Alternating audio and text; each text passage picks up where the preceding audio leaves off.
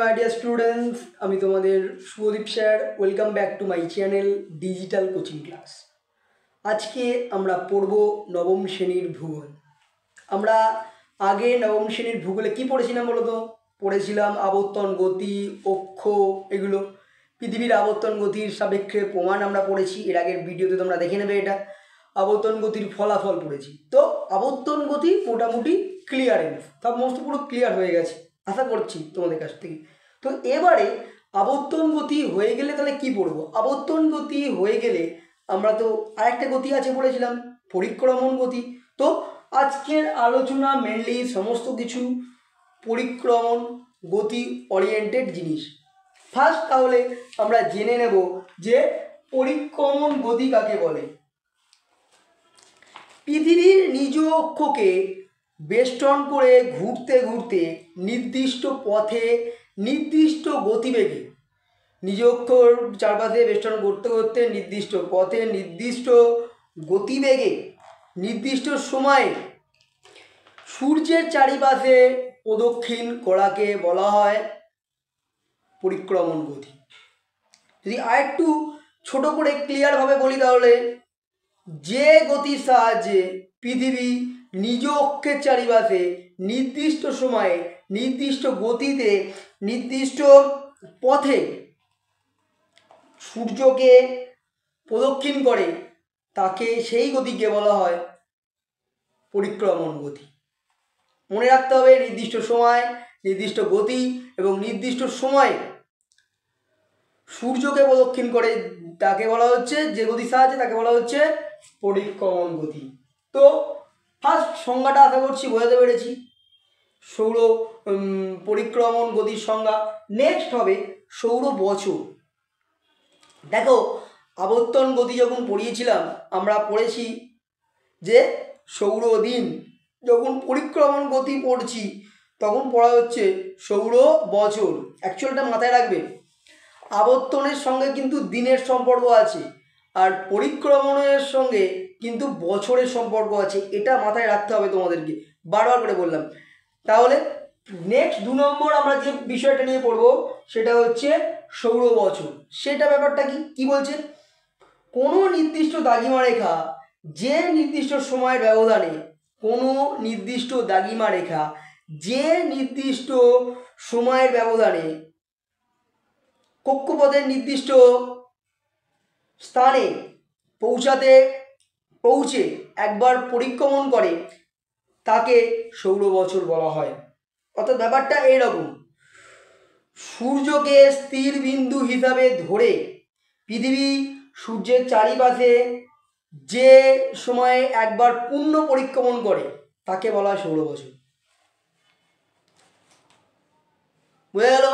সূর্যকে স্থির বিন্দু ধরে পৃথিবী সূর্যের চারিপাশে একবার পরিক্রমণ করতে যে সময় লাগে সেই সময়কে বলা হয় সৌর বছর। যদি একদম সিম্পল একটা বাক্যে বলি যে সৌর বছর কাকে বলে, সূর্যের চারিপাশে পৃথিবী ঘুরে আসতে যে সময় লাগে সেই সময়টাকে বলা হয় সৌর বছর। তাহলে কত লাগে? 365 দিন 5 ঘন্টা 48 মিনিট 46 সেকেন্ড। কি বললাম? পৃথিবী সূর্যের চারিপাশে ঘুরে আসতে যে সময় লাগছে তাকে বলা হচ্ছে সৌর বছর। অর্থাৎ 365 দিন 5 ঘন্টা 48 মিনিট 46 সেকেন্ড, এই সময়টাকে বলা হয় সৌর বছর। নেক্সট কি প্রশ্ন? আরেকটা টপিক কি? নক্ষত্র বছর। আমরা এর আগে আবর্তন গতির সময় পড়েছিলাম নক্ষত্র দিন, আর এই পরিক্রমণ গতির সময় আমরা পড়ছি নক্ষত্র বছর। তো নক্ষত্র বছর ব্যাপারটা কি না, মহাকাশে সূর্য ছাড়া দূরের কোনো নক্ষত্রকে, একটু আগে বলেছিলাম সূর্যকে স্থির বিন্দু হিসাবে ধরে পৃথিবী সূর্যকে একবার ঘুরে আসতে পরিক্রমণ করতে, একবার পূর্ণ পরিক্রমণ করতে সময় লাগছে, সেটা সৌর বছর। এবারে সূর্য ছাড়া অন্য কোনো নক্ষত্রকে স্থির বিন্দু হিসাবে ধরে পৃথিবী সূর্যের চারিদিকে পরিক্রমণ করতে সময় লাগে 365 দিন 6 ঘন্টা 9 মিনিট 10 সেকেন্ড। এই সময়কে বলা হয় নক্ষত্র বছর।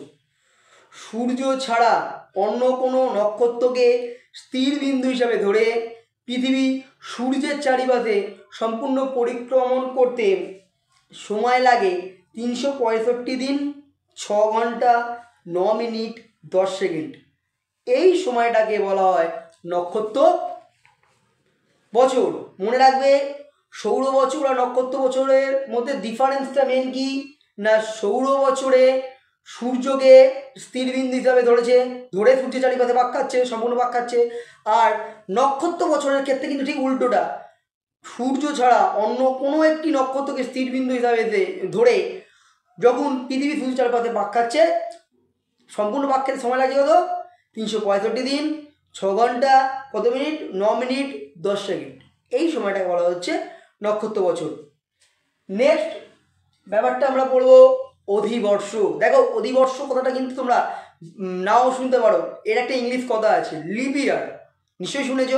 লক্ষ্য করে দেখবে এই বছরটা কিন্তু লিপ ইয়ার ছিল, ফেব্রুয়ারি মাসটা 29 দিনে শেষ হয়েছে। তো ব্যাপারটা অধিবর্ষ বা লিপ ইয়ার ব্যাপারটা কি সবার আগে সেটা জানতে হবে। লিপ ইয়ার 4 বছর অন্তর যে বিশেষ বছরে ইংরাজি ফেব্রুয়ারি মাসের দিন সংখ্যা 29 ও বছরের দিন সংখ্যা 366 হয় তাকে অধিবর্ষ বলে, অধিবর্ষ বা লিপ ইয়ার বলে। মানে 4 বছর অন্তর যে বিশেষ দিনে ফেব্রুয়ারির দিন সংখ্যা 28 থেকে 29 হয় এবং বছর সংখ্যা 365 থেকে 366 হয়, সেই বছরটিকে বলা হয় অধিবর্ষ। এবারে এখানে এটা কেন অধিবর্ষ ব্যাপারটা আমি বিস্তারিতভাবে পরে একটা ভিডিওতে তোমাদের আলোচনা করব, আজ জাস্ট আমি ইন্ট্রোডাকশন দিয়ে দিলাম। এবার দেখো অধিবর্ষের একটা ব্যাপার আছে, যা তা বছর কিন্তু অধিবর্ষ হবে না।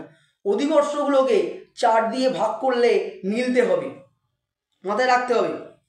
যেমন 2020 অধিবর্ষ ছিল, 2024 আবার অধিবর্ষ, 2028 আবার অধিবর্ষ। মানে যে সংখ্যাগুলোকে যে বছরগুলোকে যে বছরে ফেব্রুয়ারি, ধরো যে বছরটিকে তোমার 4 দিয়ে ভাগ করলে মিলবে সেই বছরটিকে বলা হচ্ছে অধিবর্ষ।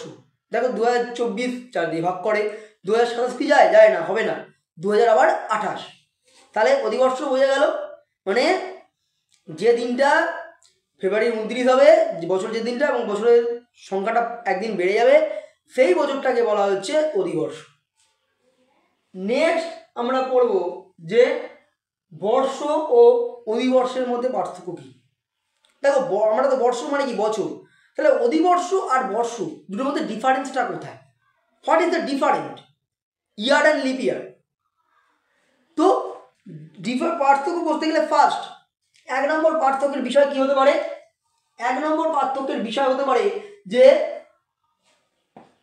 দিন সংখ্যা।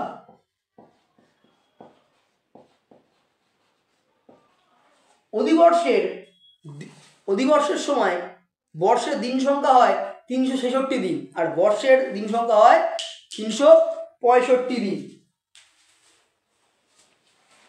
নেক্সট কি হবে, 2 নম্বর পয়েন্ট কি দাঁড়াবে যে মাস।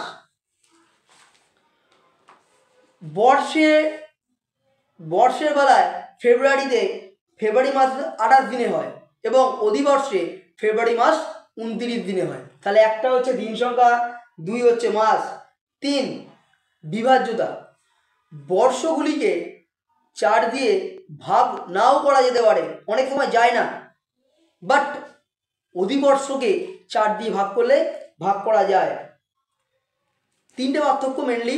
যদি তোমাদের অনেক সময় প্রশ্নটা এসে থাকে যে বর্ষ আর অধিবর্ষের মধ্যে পার্থক্য কোথায়, তাহলে তোমরা বলবে বর্ষের সংখ্যা, বছরের সংখ্যা হয় 365, অধিবর্ষে হয় 366। বর্ষে ফেব্রুয়ারি মাস হয় 28 দিনে, অধিবর্ষে ফেব্রুয়ারি মাস হয় 29 দিনে। বর্ষকে 4 দিয়ে ভাগ নাও করা যেতে পারে, করা যায় না, কিন্তু অধিবর্ষকে 4 দিয়ে ভাগ করা যায়। তাহলে আমাদের এইটাও হয়ে গেল, এটা হয়েছে, এটা হয়েছে, এটা হয়েছে, এটা হয়েছে। নেক্সট 6 নম্বরে আমরা আসবো পরিক্রমণের গতি, পরিক্রমণের দিক। দেখো উৎপত্তির পর থেকে সূর্যের আক্রোশনে পৃথিবী পশ্চিম দিক থেকে পূর্ব দিকে অর্থাৎ ঘড়ির কাঁটার বিপরীতে অথবা বামাবর্তে আবর্তন করে। মানে অ্যাকচুয়াল যদি এক কথায় বলি, পরিক্রমণের দিক হলো কোন দিক? পশ্চিম দিক থেকে পূর্ব দিক, অর্থাৎ ঘড়ির কাঁটার বিপরীতে পরিক্রমণের দিক। এক কথায় পশ্চিম দিক থেকে পূর্ব দিক, অর্থাৎ ঘড়ির কাঁটার বিপরীত দিক। বলতে পারলাম পরিক্রমণের দিক। সূর্যের বার্ষিক আপাতগতি। সূর্যের আমরা যখন আবর্তন গতি পড়েছিলাম তখন আমরা মেনলি দেখেছিলাম যে সূর্যের আপাত দৈনিক গতি। এবারে এটা যে বলেছিলাম পরিক্রমণ যখনই আমরা পড়ব তখন কিন্তু আর দৈনিক ব্যাপারটা থাকবে না, তখন সব বার্ষিক কনভার্ট হয়ে, দৈনিক থেকে কনভার্ট হয়ে বার্ষিকের দিকে এগোবে। তো আজকে যখনই আমরা সূর্যের আগে দৈনিক আপাতগতি পড়েছি, এবারে বার্ষিক আপাতগতি পড়ব। তো বার্ষিক আপাতগতিটা কি সেটা আগে জানতে হবে। কি বলছি জিনিসটা? না দেখো, সূর্য স্থির, পৃথিবী ঘুরছে, আমরা জানি এটা। পৃথিবী তার কক্ষপথের 66.5 কোণে হেলে অবস্থান করে, সূর্যকে বছরে একবার প্রদক্ষিণ করে। আমরা এটা জানি যে 66° কোণ করে হেলে সূর্যকে বছরে একবার প্রদক্ষিণ করে। ফলে সূর্যের সারা বছর ধরে আপাত দৃষ্টিতে সূর্যকে আমরা আকাশে উত্তর থেকে দক্ষিণ দিকে সরে গিয়ে পূর্ব আকাশে সূর্যোদয় এবং পশ্চিম দিকে সূর্যাস্ত দেখি। সারা বছর ধরে এক কথায় আমরা জানি সূর্য স্থির, পৃথিবী ঘুরছে, পৃথিবী তার কক্ষতলের সাথে 66° কোণ করে হেলে সূর্যকে একবার পাক্কায় বা প্রদক্ষিণ করে আসে। এবারে এর ফলে আমরা দেখতে পাই যে পূর্ব দিকে সূর্যোদয় ঘটে এবং পশ্চিম দিকে সূর্য অস্ত যায়। এক কথা এবারে বলি, সারা বছর ধরে আকাশে সূর্যের উত্তর দিক থেকে দক্ষিণে ও দক্ষিণ থেকে উত্তরে আপাত ঘোরাকে সূর্যের বার্ষিক আপাতগতি বলে। সারা বছরে আকাশে সূর্যের উত্তর থেকে দক্ষিণে ও দক্ষিণ থেকে উত্তরে আপাত ঘোরাকে, সারা বছরে সূর্যের উত্তর থেকে দক্ষিণে ও দক্ষিণ থেকে উত্তরের আপাত ঘোরাকে কি বলা হচ্ছে? সূর্যের বার্ষিক আপাতগতি। আপাত ঘোরা, এটা মনে রাখতে হবে। সারা বছর ধরে উত্তর থেকে দক্ষিণে ও দক্ষিণ থেকে উত্তরে সূর্যের আপাত ঘোরাকে কি বলবো? সূর্যের আপাত বার্ষিক আপাতগতি। নেক্সট, রবি মার্ক। ভেরি ভেরি ইম্পর্টেন্ট একটা প্রশ্ন। রবি মার্ক বারবার আসে, প্রশ্নটা ভালো করে বুঝবে, নাহলে কিন্তু করতে পারবে না। কি আছে রবি মার্কে? রবি মার্ক শব্দের অর্থ হলো সূর্যের পথ। রবি মানে কি? রবি মানে হচ্ছে সূর্য, আর মার্ক কথার অর্থ হলো পথ। তাই রবি মার্ক কথার অর্থই হচ্ছে সূর্যের পথ। কি বলছে? আকাশে সূর্যের আপাত পরিক্রমণ পথ হলো রবি মার্ক। এক কথায় আকাশে সূর্যের আপাত পরিক্রমণ পথ হলো রবি মার্ক। এবার পৃথিবীর পরিক্রমণের ফলে সূর্য আকাশে যে বার্ষিক আপাত গতিপথে পৃথিবীর পরিক্রমণের ফলে সূর্য আকাশে যে বার্ষিক আপাত গতিপথে উত্তরে কর্কটক্রান্তি রেখা থেকে দক্ষিণে মকরক্রান্তি রেখা পর্যন্ত চলাচল করে, তাকে রবি মার্ক বলা হয়। কি বললো? যে পৃথিবীর পরিক্রমণের ফলে সূর্য আকাশে যে বার্ষিক আপাত গতিপথে উত্তরে কর্কটক্রান্তি রেখা থেকে দক্ষিণে মকরক্রান্তি রেখা পর্যন্ত চলাচল করে, তাকে রবি মার্ক বলা হয়। নেক্সট কি করব? উত্তরায়ণ ও দক্ষিণায়ন। এইটাও একটা গুরুত্বপূর্ণ প্রশ্ন। ছোট ছোট প্রশ্নগুলো বারবার করে আসে, কবে উত্তরায়ণ হয়, কবে দক্ষিণায়ন হয়। এইখানে এই ব্যাপারটা এটা জানতে হবে। উত্তরায়ণ কাকে বলে? মেনলি 21শে জুন। এক কথায় জেনে রাখো, 21শে জুন উত্তরায়ণ হয়। এবং আরেকটা কি না, 22শে ডিসেম্বর দক্ষিণায়ন ঘটে। কি বললাম? 21শে জুন উত্তরায়ণ ঘটে ও 22শে ডিসেম্বর দক্ষিণায়ন ঘটে। এই দুটো ব্যাপারটা জানলেই মিটে যাবে। এবারে উত্তরায়ণ ও দক্ষিণায়নের মধ্যে পার্থক্য কি? মেনলি দেখো কোশ্চেনটা খুব কমই আসে, তাও আলোচনা করে রাখলাম, যদি কোনো কোনো ক্ষেত্রে দিয়ে দেয় তাহলে তোমরাই বিপদে পড়বে। তো এটা আলোচনা করতে গেলে কি করব? উত্তরায়ণ ও দক্ষিণায়ন। ফার্স্ট, এটি আকাশে সূর্যের উত্তরমুখী আপাত বার্ষিক গতি। উত্তরায়ণ মানে কি? সূর্যের উত্তরমুখী আপাত বার্ষিক গতি। আর দক্ষিণায়ন মানে কি? সূর্যের দক্ষিণমুখী আপাত বার্ষিক গতি। উত্তরমুখী দক্ষিণমুখী। সময়, এটি উত্তরায়ণ 21শে জুন ঘটে এবং দক্ষিণায়ন 22শে ডিসেম্বর ঘটে। 3 কি? শেষ সীমা, উত্তরায়ণের শেষ সীমা কর্কটক্রান্তি রেখা এবং দক্ষিণায়নের শেষ সীমা মকরক্রান্তি রেখা। মেনলি এই কোশ্চেনে যদি ফেলে দেয়, এই জন্য আরেকবার দেখিয়ে রাখলাম। পৃথিবীর পরিক্রমণ বেগ, এটা কিন্তু ছোট প্রশ্নের মধ্যে আসে যে পৃথিবীর পরিক্রমণ বেগ কত? পৃথিবীর গড় পরিক্রমণ বেগ সেকেন্ডে 29.8 কিমি বা ঘন্টায় 1,09,000 কিমি। কি বললাম? পৃথিবীর গড় পরিক্রমণ বেগ ঘন্টায় 1,09,000 কিমি এবং সেকেন্ডে 29.8 কিমি। হয়ে গেল। এরপরে 12 নম্বরে যে ব্যাপারটা নিয়ে আমি ঢুকবো, এটা ধরে নাও বেশিরভাগ স্কুলে কোশ্চেনটা বারবার ফেলে দেয়। অপসুর অনুসুর কি, ইহার পার্থক্যই বা কী? অপসুর অনুসুরটাকে কিন্তু ভালো করে জানতে হবে।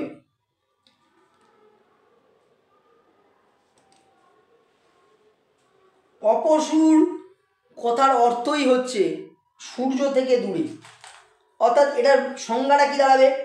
সংজ্ঞাটা দাঁড়াবে প্রতি বছর 4ঠা জুলাই, প্রতি বছর 4ঠা জুলাই পৃথিবীর কেন্দ্র থেকে নাভিতে অবস্থিত, পৃথিবীর কেন্দ্র থেকে নাভিতে অবস্থিত সূর্যের দূরত্ব সবচেয়ে বেশি হয়। প্রতি বছর 4ঠা জুলাই পৃথিবীর কেন্দ্র থেকে নাভিতে অবস্থিত সূর্যের, মানে পৃথিবী থেকে সূর্যের দূরত্ব, এক কথায় পৃথিবী থেকে সূর্যের দূরত্ব সব থেকে বেশি হয়। 14 হয়, কত হয়? 15,20,00,000 কিমি। কক্ষপথ থেকে সূর্য সাপেক্ষে পৃথিবীর এই দ্রুততম অবস্থানকে বলা হয় কি? অপসুর। আর একটা হচ্ছে 4ঠা জুলাই, আর একটা কত? 3রা জানুয়ারি। 3রা জানুয়ারি সূর্য থেকে পৃথিবীর দূরত্ব সব থেকে কম থাকে। এই পৃথিবীর এই কক্ষপথ সাপেক্ষে সূর্যের কক্ষপথে সূর্যের সাপেক্ষে পৃথিবীর এই অবস্থানটাকে বলা হয় অনুসুর। বুঝে গেল? মানে কক্ষপথ থেকে সূর্যের সাপেক্ষে পৃথিবীর সবচেয়ে দ্রুততম দূরের অবস্থানকে বলা হচ্ছে অপসুর। কক্ষপথের থেকে সূর্যের সাপেক্ষে পৃথিবীর কাছের অবস্থানটাকে বলা হয় অনুসুর। অপসুর হয় 4ঠা জুলাই এবং অনুসুর হয় 3রা জানুয়ারি। যখন ওই দিনটাতে 3রা জানুয়ারি, যখন 4ঠা জুন সূর্য থেকে পৃথিবীর দূরত্ব বেশি থাকে সেটা হবে অপসুর, সূর্য থেকে পৃথিবীর দূরত্ব কম থাকে সেটা হবে অনুসুর। মাথায় নিয়ে নাও। এবার অপসুর অনুসুর অনেক সময় কি করে বলো তো? চিত্রটা আঁকতে হয় প্লাস পার্থক্য লাগে, দেয় অনেক সময় পার্থক্যটা। এটা কিন্তু একটু ভালো করে করবে। পার্থক্যর মেন হচ্ছে প্রকৃতি। ফার্স্ট প্রকৃতি। অপসুরে কি হবে? সূর্য থেকে পৃথিবীর দূরত্ব বেশি থাকে, বেশি দূরত্ব, বা প্রকৃতিটা বাদ দিয়ে তোমরা এখানে পয়েন্ট করতে পারো যে দূরত্বটা বলে, দূরত্ব বলে পয়েন্ট করতে পারো। এখানে লিখতে হবে সূর্য থেকে পৃথিবীর দূরত্ব বেশি থাকে, সূর্য থেকে পৃথিবীর দূরত্ব কম থাকে। কত? তোমরা লিখতে হবে 15,20,00,000, আর এখানে অনুসুরে 14,70,00,000। নেক্সট 2 নম্বর পয়েন্ট হচ্ছে তারিখ। অপসুর হয় 4ঠা জুলাই, অনুসুর হয় 3রা জানুয়ারি। 3 নম্বর হচ্ছে বেগ। অপসুর অবস্থানে পৃথিবীর পরিক্রমণ বেগ কমে, আর অনুসুর অবস্থানে পৃথিবীর পরিক্রমণ বেগ বাড়ে।